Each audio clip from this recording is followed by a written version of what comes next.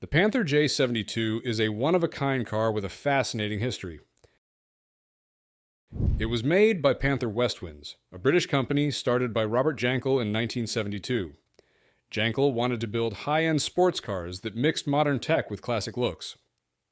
The J72 was Panther Westwinds' first car, and they only made about 368 to 376 of them from 1972 to 1986. The look of the Panther J72 was heavily inspired by the Jaguar SS100 from the 1930s, which was known for being stylish and sporty. Panther Westwinds wanted to capture the cool factor of the SS100, but with modern mechanical parts to make it reliable and high-performing. This blend of old-school looks and new-school engineering was a big draw for car lovers who liked the classic style, but wanted something they could actually drive every day.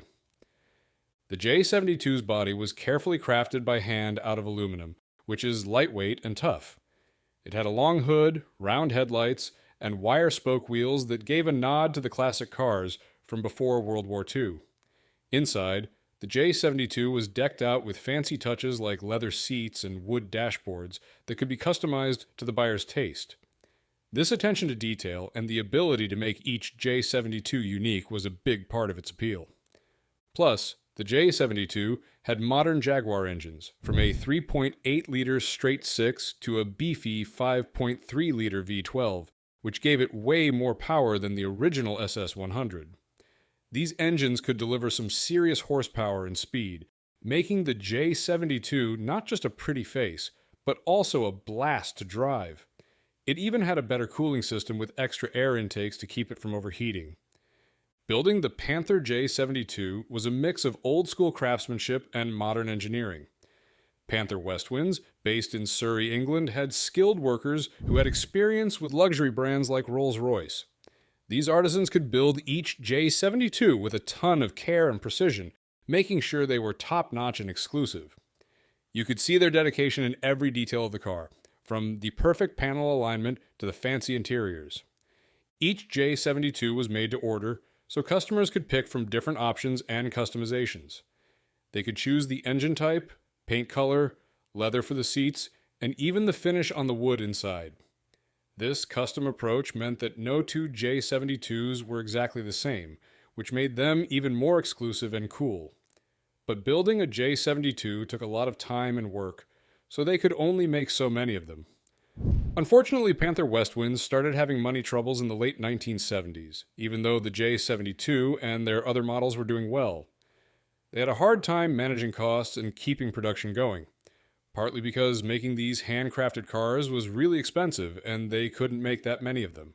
In 1980, Jankel had to sell the company to Young Chol Kim from Jindo Industries, who kept making cars but ran into the same problems keeping the company afloat. Under Kim's ownership, Panther Westwinds kept making the J72 and other models like the Panther DeVille and Panther Lima. But the company still wasn't financially stable. Kim tried to turn things around by introducing new models and expanding the market, but it wasn't enough to secure long-term success. In 1987, the SsangYong Group, a big South Korean company, bought Panther Westwinds. SsangYong wanted to bring Panther's expertise into their own car-making business. Despite all these ownership changes, the Panther J72 kept being made, although in small numbers. The brand stayed focused on high-quality, handcrafted cars, which still attracted a small but loyal group of customers. Robert Jankel actually managed to buy back the Panther name in 2001, hoping to revive the brand and get back into the sports car market. Sadly, his unexpected death in 2005 put a stop to those plans, leaving the J72 as one of the lasting legacies of his vision for luxury and performance. One of the cool things about the J72 was how it mixed classic design with modern reliability.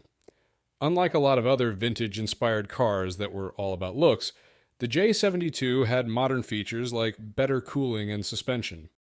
This made the car not only beautiful but also practical and fun to drive. The inside of the J72 could be decked out with luxurious materials like high-quality leather and polished wood, creating a rich and comfy driving experience. The Panther DeVille, another version of the J72, was stretched out and had a V12 engine. This model was for people who wanted even more luxury and space. The Panther Lima, which came out in 1976, used technology from General Motors and had a different look with a more rounded shape. The Lima was later replaced by the Callista in 1984, which used a Ford six-cylinder engine and kept up the tradition of customizable, high-quality roadsters. Today, the Panther J72 is a highly sought-after collectible among classic car enthusiasts. Its limited production run, along with its incredible craftsmanship and unique design, makes it a car that everyone wants. Collectors love the car not just for its good looks, but also for its performance and the story behind how it was made. The J72 represents an important part of car history, mixing the elegance of pre-war designs with the reliability and progress of modern engineering. The 1954 Kaiser Darren is a truly special car that holds a unique place in American automotive history. Let's dive into the story behind this rare and eye-catching vehicle and explore what makes it so remarkable. First, let's talk about the man behind the car, Howard "Dutch" Darren. He was a super talented car designer who worked with some really fancy brands like Packard and Rolls-Royce. After World War II, he started working with Kaiser Frazer, but he and the company didn't always see eye to eye. Despite that, Darren never stopped dreaming up cool car designs. Darren wasn't a big fan of the Henry J, a small car made by Kaiser. He thought it needed a sportier, more stylish version. So he secretly used his own money to create a prototype for a two-seat convertible with a fiberglass body, which was pretty groundbreaking at the time. When he showed it to Henry J. Kaiser, the big boss wasn't sure about it at first, but his wife loved it so much that she convinced him to make it part of the Kaiser lineup. The Kaiser Darren had some seriously cool features that made it stand out from the crowd. The most famous were the sliding pocket doors that disappeared into the front fenders when you opened them. This not only looked awesome, but it was also safer since the doors didn't swing out into traffic. The car also had a split windshield, a cute heart-shaped grille, and a lightweight fiberglass body. Inside, it was decked out with red leather seats and matching carpets, giving it a real sports car vibe.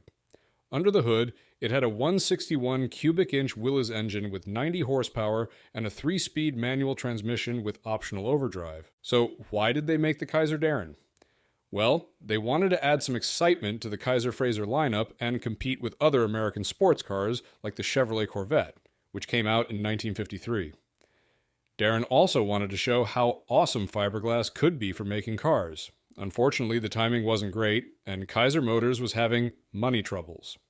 They only made 435 Kaiser Darrens in 1954 before they had to stop production. Because they made so few of these cars, the Kaiser Darren is super rare today. Out of the 435 they built, only about 300 are still around. People love it because of its unique design, especially the pocket doors and fiberglass body. Plus, the crazy story behind how it was made and the fact that Kaiser Motors didn't last long make it even more special. Even though the Kaiser Darren wasn't around for very long, it made a big impact on car design and is still celebrated by car lovers everywhere. It's a symbol of a time when American car companies were trying out new ideas and pushing the limits. The Kaiser Darren's one-of-a-kind features still make people go, wow, when they see it. So, there you have it, the story of the 1954 Kaiser Darren, a true American classic car that's as rare as it is amazing. The Bond Equipe is a rare and interesting British sports car that was made by Bond Cars Limited between 1963 and 1970. What makes this car so special is a combination of its unique history, cool design, and the story of the company behind it. Bond Cars Limited started out in Preston, England, making affordable three-wheeled vehicles like the popular Bond mini car, which came out in 1949. These early cars were really basic, often using small motorcycle engines to keep them cheap to buy and run. The success of the mini car allowed Bond to start thinking about making four-wheeled cars to compete in a bigger market and appeal to more customers. When it came to designing the Bond Equipe, the company made some innovative choices. They used a fiberglass body, which was pretty cutting edge at the time. Fiberglass is lighter than metal and doesn't rust, which is a common problem for cars. The Equipe's design was modern and sporty, with a sleek aerodynamic shape that looked great and helped the car perform better. Bond also decided to use the chassis from the Triumph Herald, which was a smart move. It saved them money on development and made sure the car had a solid foundation. By working with Triumph, Bond was able to make the most of both companies' expertise. The Bond Equipe came in a few different models, each with its own cool features. The GT 2+2 was the first one and had room for 4 people, making it practical for small families or anyone who needed extra space.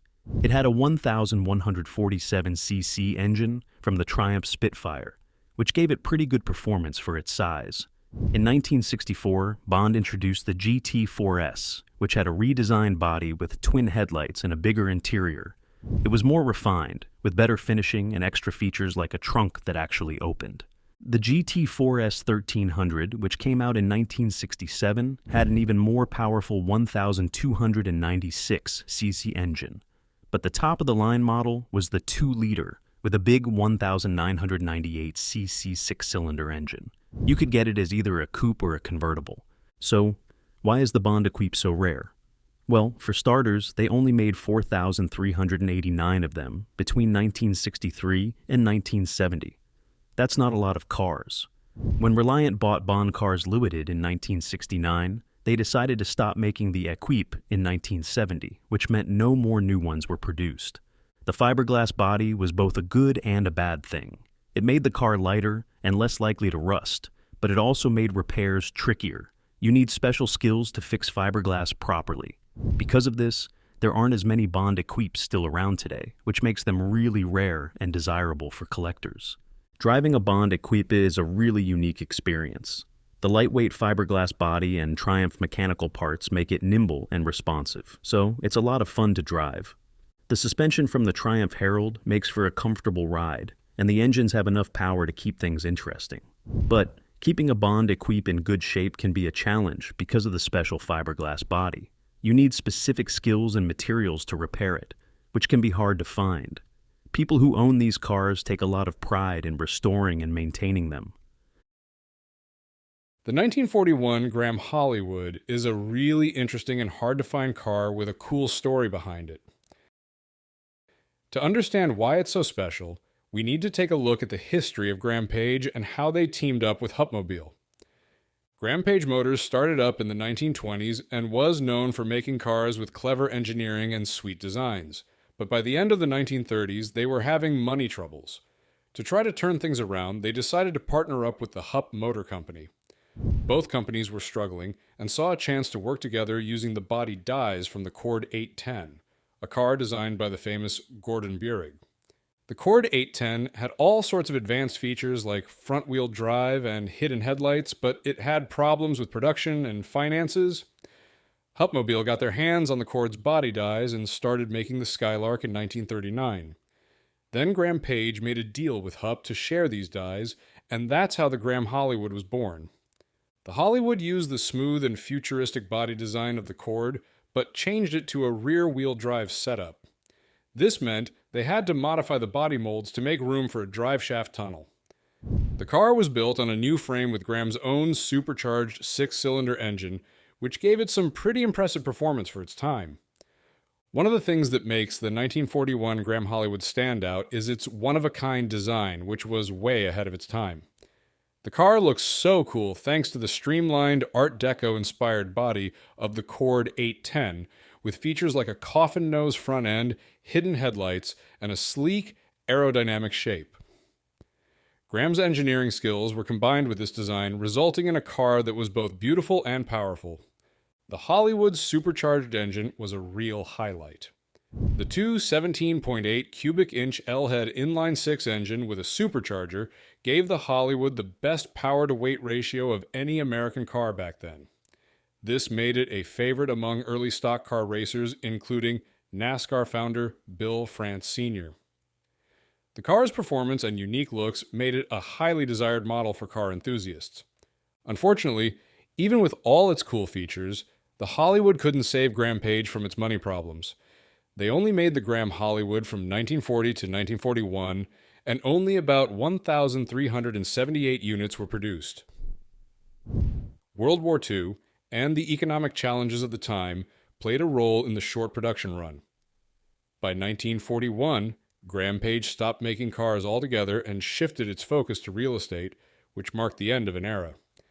The Graham Hollywood is super rare today because of its limited production and the fact that so much time has passed. Many of the original cars haven't survived, so well-preserved examples are highly sought after by collectors.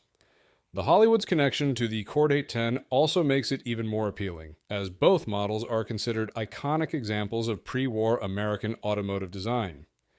In the end, the 1941 Graham Hollywood is a great example of the creativity and determination of early 20th century American car makers. Even though it didn't work out commercially, the Hollywood is still a rare and cherished part of automotive history, admired for its stunning design, innovative features, and the story of how it came to be. Its rarity and special place in automotive history continue to fascinate enthusiasts and collectors to this day. The Marcos Mantis M70 is a truly unique and rare car with an interesting history.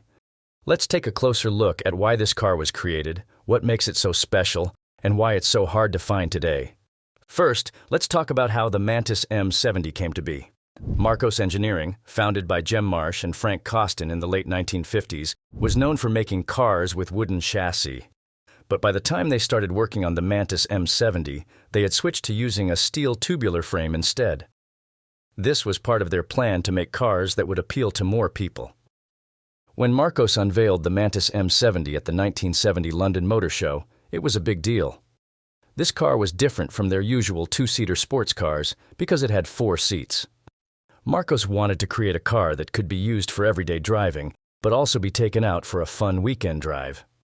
The Mantis M70's long, low profile and eye-catching style were meant to get people's attention at the show. One of the smart choices Marcos made when building the Mantis M70 was using the engine from the Triumph TR6. This engine was known for being reliable and powerful, which helped make sure the car would perform well. Even with all their hard work, the Mantis M70 had a tough time finding buyers. Part of the reason was its unusual design, and another was that Marcos was having money problems at the time. Now let's dive into what makes the Mantis M70 special. It was built with a steel tubular chassis that made it strong and long-lasting. The suspension used coil springs on all 4 wheels to make the ride smoother and the handling better. The rear suspension had a live axle with trailing links and an A bracket, which was common for sports cars back then. The Mantis M70's design is one of the things that really makes it stand out. It's 15 feet 6 inches long, which is pretty long for a car, but it's also only 3 feet 10 inches tall, making it one of the lowest cars you could buy. This low height gives it a cool, sleek look. Inside, there's a surprising amount of space for a sports car. The back seats have more legroom than most sports cars from that time, which makes it more practical for daily use. Under the hood, the Mantis M70 has a 2.5-liter straight-six engine from the Triumph TR6. This engine can make about 150 horsepower, allowing the car to go as fast as 125 miles per hour. The car's lightweight also helps it handle well and feel responsive on the road. So, why did Marcos decide to make the Mantis M70? They wanted to reach more customers. Before the Mantis M70, Marcos mostly made two-seater sports cars that were loved by enthusiasts, but didn't appeal to as many regular people. By making a four-seater Grand Tourer, Marcos hoped to attract younger buyers who wanted a car that was fun to drive, but also practical. This was especially important because the company was having money troubles and needed to sell more cars to stay in business. Marcos advertised the Mantis M70 as a fancy, high-performance car for young professionals. They designed it to be appealing to people who wanted a car that was exciting to drive, but could also be used every day. The roomy interior and practical features made it a realistic choice for those who needed more than just a weekend toy. However, the Mantis M70 launched during a time of economic uncertainty, which made it hard for Marcos to sell as many as they wanted. Plus, not everyone liked the car's unusual design, which made it even harder to sell. Despite these challenges, the Mantis M70 is still an important part of Marcos's history. It shows how ambitious they were and how willing they were to try new things. One of the most interesting things about the Marcos Mantis M70 is how rare it is. Marcos only made 32 of them between 1970 and 1972. They didn't make many because of several reasons, like the car's unusual design, the company's money problems, and the economy in the early 1970s. And shortly after the Mantis M70 came out, Marcos went bankrupt, which forced them to stop making the car. Later, a company called Autotune UK bought Marcos's assets, including the molds and rights to make the car. In the mid-1980s, they made a few more kits called Autotune Mirages. But these kits weren't mass-produced, so the original Mantis M70 is still very rare. Today, collectors are always on the lookout for the few Mantis M70s that are left. Experts think there are only 6 or 7 of these cars still around, and some of them are shown at classic car events around the world. The Mantis M70 is so valuable to collectors because it's rare, has a unique design, and is an important part of car history.